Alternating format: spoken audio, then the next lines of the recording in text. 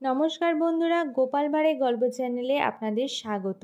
আমি প্রমীলা চলে এসেছি আপনাদের জন্য গোপাল ভাঁড়ে আজ একটি নতুন গল্প নিয়ে।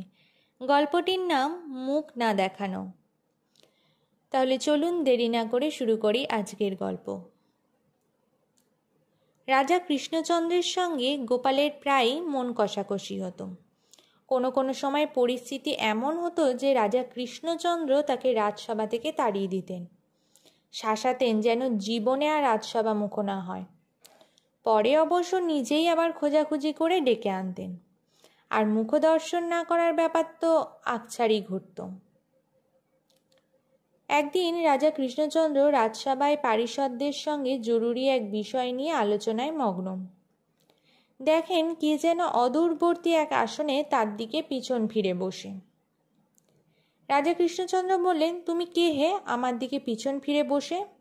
তোমার স্পর্ধা তো কম নয়, আমার সামনে আমারই পিছন দিকে মুখ করে বসে রয়েছ। লোকটি বলল, মহারাজ আমি গোপাল।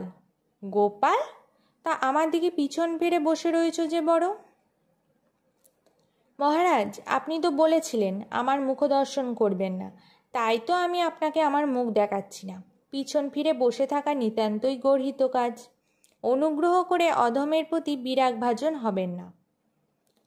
গোপালের কথা শুনে রাজা কৃষ্ণচন্দ্র সরবে হেসে বললেন, গোপাল খুব হয়েছে, এবার আমার দিকে ফিরে বসো।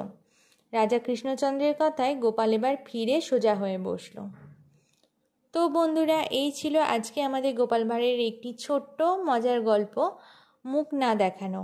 গল্পটি যদি আপনাদের ভালো লেগে থাকে অবশ্যই লাইক, শেয়ার, কমেন্ট করবেন এবং চ্যানেলে যদি নতুন হয়ে থাকেন চ্যানেলটিকে সাবস্ক্রাইব করে আমার পাশে থাকবেন। ফিরে আসবো খুব তাড়াতাড়ি নতুন একটি গল্পের সাথে। ধন্যবাদ।